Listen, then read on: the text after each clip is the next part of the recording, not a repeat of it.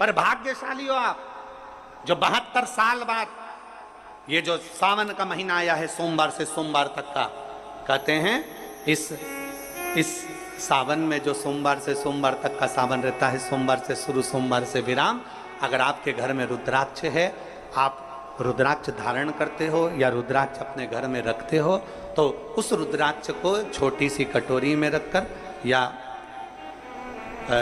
एक पात्र में रखकर 7 बार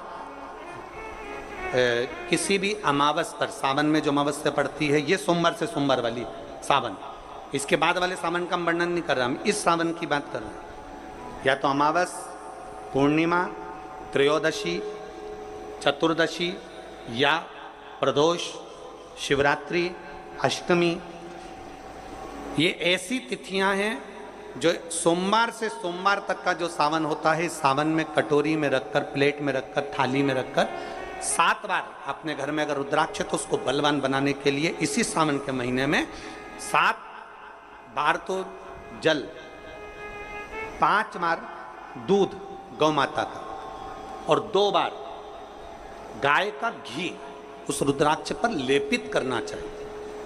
और फिर उस रुद्राक्ष को धूप बत्ती हो या घर में गूगल की धूप हो, वो धूप बत्ती से उस रुद्राक्ष को सिद्ध कर लेना चाहिए। कुछ नहीं आता ना, शिव का नाम लो, श्री शिवाय नमस्तुभ्यं बोलो और उस रुद्राक्ष का स्पर्श कर कर अपने गले में धारण करते हो तो गले में, पूजन में रखते हो तो पूजन में, या किसी कार्य सिद्धि के लिए रखते हो तो कार्य सिद्धि के लिए। अगर ये सोमवार से चालू होने वाले सावन को, सोमवार से विराम होने वाले सावन में अगर हम सिद्ध कर लेते हैं तो वो रुद्राक्ष हमारे जीवन का सबसे श्रेष्ठ रुद्राक्ष हो जाता है, सर्वश्रेष्ठ। अभी हमारे सीहोर में कुबेरेश्वर धाम पर ये जो सावन का महीना आया है, इस सावन में हमारे यहाँ कुबेरेश्वर धाम पे वैसे तो जो महाशिवरात्रि आती है, जिस समय रुद्राक्ष उत्सव होता है, उस समय पर रुद्राक्ष को सिद्ध कर लिया जाता है। पर जो सावन ये आया है, इस सावन में हमारे यहाँ प्रतिदिन बाबा के रुद्राक्ष को सिद्ध करते हैं। प्रतिदिन नियम है रुद्राक्ष पर जल चढ़ाना, दूध चढ़ाना, घृत लगाना और बाबा के रुद्राक्ष, क्योंकि इतने भक्त आते हैं उनके लिए वो रुद्राक्ष सिद्ध होना चाहिए।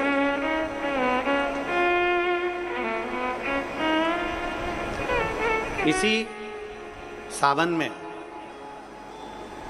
4 मुखी 3 रुद्राक्ष, कितने? 4 मुखी कितने? 3। 5 मुखी रुद्राक्ष 3 और 6 मुखी रुद्राक्ष 3। इनके बीच में सवा गांठ लगाई जाती है। 4 रुद्राक्ष कितने? जल्दी बोलो। 4 मुखी रुद्राक्ष कितने? 3। 5 मुखी रुद्राक्ष कितने? 3। 6 मुखी रुद्राक्ष कितने? 3। इनके बीच में सवा गांठ लगाई जाती है। मतलब एक गांठ पूरी लगाई जाती है, फिर आधी गांठ लगाकर फिर रुद्राक्ष को डाला जाता है लाल धागे में, फिर सवा गांठ ऐसी चलती है। 9 रुद्राक्ष होते हैं कुल टोटल। अगर ये 9 रुद्राक्ष को शंकर भगवान के शिवलिंग के पास में रखकर, ये सावन, इसको अन्य सावन में नहीं कर सकते, केवल इसी सावन भगवान शिव के मंदिर में शिवलिंग के पास उसको रखकर 7 लोटा जल, 5 बार दूध और 2 बार घृत अगर लेपन कर दिया जाता है उस माला को, और उसी माला को हम बेलपत्री के पेड़ के नीचे बैठकर अपने गले में अगर धारण कर लेते हैं तो दुनिया का ऐसा कोई कार्य नहीं जो तुम्हारे लिए हो नहीं, पक्के में होकर ही मान। उस रुद्राक्ष का इतना महत्व, ये तुम जो सहज में सुन रहे हो ना, हम फिर कहेंगे दया सिंह, जो हम फिर दया सिंह जी को धन्यवाद देंगे कि ये जो सावन के महीने की कथा लिए दया सिंह जी, ये साधारण नहीं है। दुनिया के लोग भले इसको सहजता में रख लें। 27 जुलाई 1953 में ये सावन आया था, उसके बाद 2024 में ये सावन आया। लोग तरसते हैं इस सावन के लिए कि इसमें हमें रुद्राक्ष को सिद्ध करना है, हमें इसमें बेलपत्र का पान करना है, इसमें हम जो मांगेंगे हमारा बाबा कृपा करने के लिए तत्पर रहता है। ये वो रुद्राक्ष का आनंद पाते हैं। मैं धन्यवाद देता हूं दया सिंह जी आपको बहुत बहुत, और पूरी समिति को। शिव मंदिर में जैसे आप लोग जाते होंगे शंकर जी के मंदिर में, तो ये तो शिवलिंग हो गया, ये जलाधारी हो गई, ये जलाधारी है, ये शिवलिंग है। और जलाधारी और शिवलिंग के यहाँ, शिवलिंग से लेकर जहाँ से पानी नीचे गिर रहा है, आप पानी यहाँ चढ़ाते हो तो ये घूम के यहाँ से नीचे आ जाता है। आपने जल यहाँ चढ़ाया शिवलिंग पे तो जल घूमकर यहाँ से नीचे आ जाता है। इस जगह से नीचे की ओर आ जाता है, इस स्थान से। प्रयास करिए, ये जो सावन आया है 72 वर्ष के बाद, प्रयास करिए कि कितना बड़ा भी रोग है, कितनी बड़ी भी बीमारी है, आप डॉक्टर से इलाज करवाओ, पर ये जो स्थान है अशोक सुंदरी का, इस स्थान पर एक बार अपनी हथेली रखकर देखिए और भगवान शिव से पंचाक्षर मंत्र नमः शिवाय, षडाक्षर मंत्र ओम नमः शिवाय या श्री शिवाय नमस्तुभ्यम स्मरण कर कर देखिए। और एक बेलपत्र बाबा की लेकर जहाँ से पानी नीचे गिरता है उस स्थान पर लगाकर उसी बेलपत्र को खाइए और फिर जाकर डॉक्टर को एक बार फिर जांच करवाइए कि उस रोग में आराम कितना लगा है, उस रोग में अंतर कितना आया। सावन का ये महीना जिसमें आप भगवान शंकर की अविरल भक्ति को धारण कर रहे हो, सोमवार से सावन चालू हुआ और सोमवार के दिन सावन विराम होगा। ऐसा सावन 72 साल के बाद आया। 27 जुलाई 1953 में ऐसा सावन पड़ा था। कितनी तारीख को? जम के बोलो जरा। 27 जुलाई 1953 में ऐसा सावन पड़ा था, जो सावन सोमवार से चालू हुआ था और सावन सोमवार के दिन विराम हुआ था। 72 साल के बाद ऐसा सावन आया है जिसका योग आज है। 27 जुलाई 1953 में ऐसा सावन आया था। अब जरा किस्मत देखिए, आपका भाग्य देखिए रे छत्तीसगढ़ वालों, नजर उतरवा लेना आप कि 72 साल बाद ऐसा सावन आया जो सोमवार से चालू हुआ, सोमवार को विराम हो रहा है। 27 जुलाई 1953 में ऐसा सावन आया था और उसके बाद आज ये सावन 22 तारीख से चालू हुआ और 19 तारीख को विराम होगा, और उसमें भी सोमवार से चालू हुआ और सोमवार को विराम हो रहा है। ये शिव भक्ति है, ये अविरल भक्ति, ये भगवान शंकर की अविरल भक्ति है। आप और हमको प्राप्त हुई है, हमें मिली, और तेरी भगवान शिव ने अघोर अस्त्र धारण किया इसी सावन।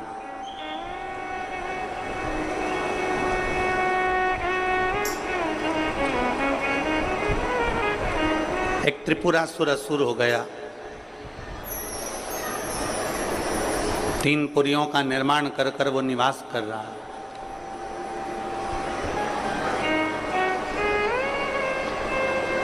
बड़ा विचित्र है वो।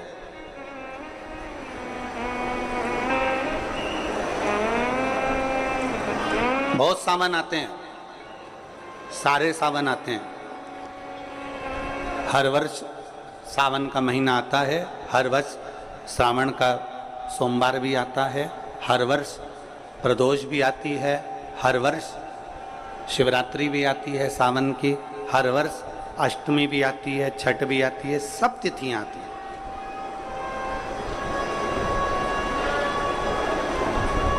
ये सारी तिथियां हर साल आएंगी, हर साल प्राप्त होंगी, पर जो योग मेरे देवाधिदेव महादेव का लगा है सोमवार से प्रारंभ होकर सोमवार के विराम का, ये सावन बार बार नहीं आता, ये सावन इतनी जल्दी नहीं आता। जो 72 वर्ष के बाद 27 जुलाई से 1953 के बाद में आज योग लगा, जो 22 जुलाई 2024 में प्रारंभ हुआ। बहुत ना जाने कितना साधना तप असुर का वध कर दूं, पर नहीं मर। ब्रह्मदेव ने विचार करा कि त्रिपुरासुर का वध कर दूं, नहीं मर। आखिरी में खबर गई भगवान देवाधिदेव महादेव के पास। भगवान शिव जी के पास। भगवान देवादिदेव महादेव, मेरे महाकाल राजा, मेरे कालाधिपति, मेरे ओमकारेश्वर, मेरे विश्वनाथ, मेरे परली वैद्यनाथ, मेरे वैद्यनाथ, ओगरदानी, मेरे केदारेश्वर, भगवान शिव विराजमान थे, नेत्रबंद थे भगवान शिव के। और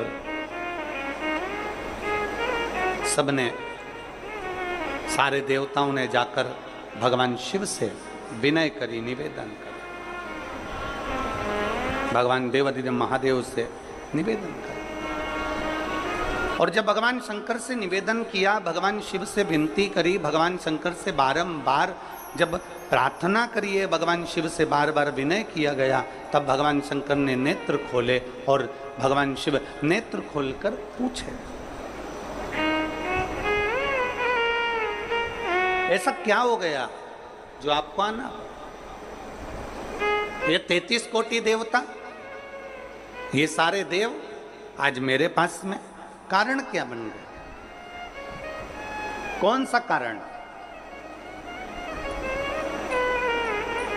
यदि आपसे कोई पूछे कि भगवान शंकर के गले में बासुकी नाग आया, भगवान शंकर के हाथ में त्रिशूल आया, भगवान शंकर के मस्तक पर गंगा आई, भगवान शंकर के मस्तक पर त्रिपुंड आया, भगवान शंकर के नेत्र 2 थे 3 हुए, त्रिनेत्रीधारी कहलाए, त्रिपुंडधारी कहलाए, भगवान शंकर के पास बेलपत्र आई, कोई तुमसे कहे कि शिवजी के गले में रुद्राक्ष आया, भगवान देवादिदेव महादेव के पास रुद्राक्ष आया, कोई तुमसे पूछ ले कि यह रुद्राक्ष का प्रागट्य कब का है, रुद्राक्ष का जन्म कब हुआ,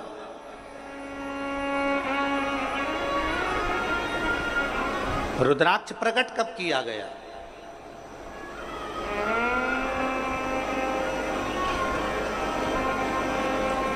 अब जरा बहुत हमसे भी कई लोग पूछते हैं, जितने लोग संसार का क्या हो जाता है कि रुद्राक्ष का जल अमृत के तुल्य हो जाता है और कैंसर जैसा रोग भी समाप्त हो जाता है। रुद्राक्ष के जल में ऐसा क्या है?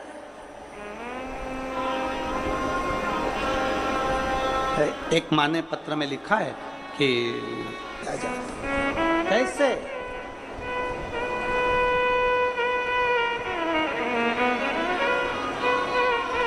शिव कथा कह रही है, भगवान शंकर का संवाद कर रहा है, भगवान देवादिदेव महादेव का चरित्र का है, शिव महापुराण की कथा कह रही है। त्रिपुरासुर असुर है, 3 पुरियों का निर्माण कर कर उसमें निवास करता है, 3 पुरियों का निर्माण कर कर उसमें निवास करता है, पर उसके प्राण जा नहीं सकते। भगवान नारायण ने प्रयास किया, वो नहीं मरा, प्राण नहीं छूटे। भगवान शंकर के ब्रह्म मुरारी, सबसे बड़ा तप और दुनिया का सबसे बड़ा आभूषण मौन रहना, ये दुनिया का सबसे बड़ा तप और सबसे बड़ा आभूषण है। हम भगवान शिव को किस तरह से रिझा सकते? और फिर निवेदन करूंगा, जितनी सरलता से, जितनी सहजता से आप शिव को रिझाओगे, उतनी सरलता से शिव रिझता है, उतनी सरल।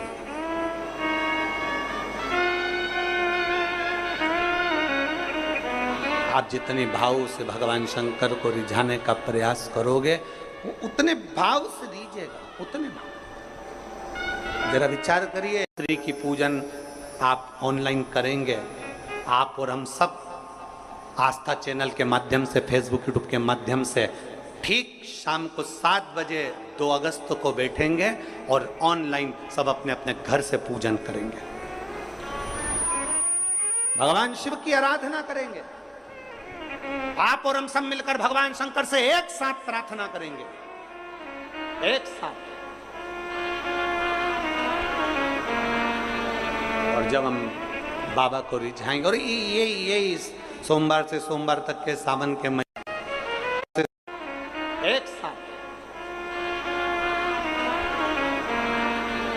और जब हम बाबा को रिझाएंगे, और ये सोमवार से सोमवार तक के सावन के महीने में 2 अगस्त को तो हम शिवरात्रि मनाएंगे, 17 अगस्त को सीहोर की कांवड़ भी बाबा की कृपा से सुबह 9 बजे भरेंगे। प्रदोष के दिन एक विश्वास के साथ शिव को रिझाओ, एक भरोसे के साथ भगवान शंकर, एक रुद्राक्ष में होता है सबका बल, एक रुद्राक्ष के अंदर होता है।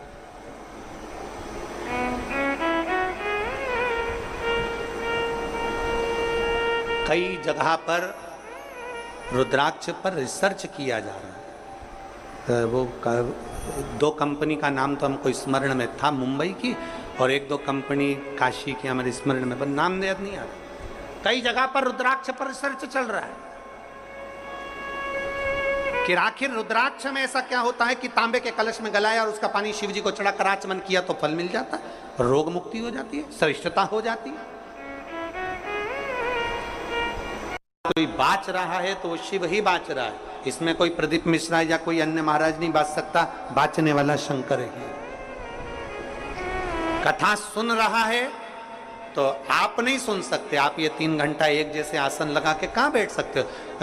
तुम आधा घंटा कहीं नहीं बैठो, तुम फिल्म देखने जाओ टाकीज में और एक जैसी बस यूं बैठी बैठी रहो, 25 बार तो मूंगफली चबा जाओ, 2-4 बार आइसक्रीम खा जाओ, उतनी देर में भी तुम कहीं सीट पीछे आगे नीचे ऊंचे मर्जी पड़ी। आधे 2 घंटे की फिल्म में 15 मिनट का इंटरवल, फिर चले गए, फिर घूम आए, फिर बैठ गए। अब यहाँ तो तुम्हारे को 1 बजे कथा है, 4 बजे तक, कितनी बजे आके बैठते हो? 10 बजे सवेरे, 9 बजे सवेरे यहाँ आके बैठ जाते हो। अब 9 बजे से पानी की बोतल साथ में, थोड़ा बहुत सामान अपने साथ में, और बच्चे आए हैं तो फिर उनका भी सामान साथ में, तो फिर 10 बजे से एक जैसे बैठे और 4 बजे कथा छूटेगी, सब अपने अपने घर जाते जाते 5 बज जाए, 5:30 बज जाए, कोई 6 बज जाए। समय जरा देखिए कि तुमने शिव को कितना दिया, शंकर को कितना समर्पित किया। नर्मदा पुराण कहती है कि जिस नगर में, जिस कॉलोनी में, जिस सोसाइटी में, जिस मोहल्ले में, जिस क्षेत्र में शंकर का शिवलिंग रहता है, शंकर का मंदिर रहता है, वहां कभी अकाल नहीं पड़ता है, वहां शिव संभाल ले।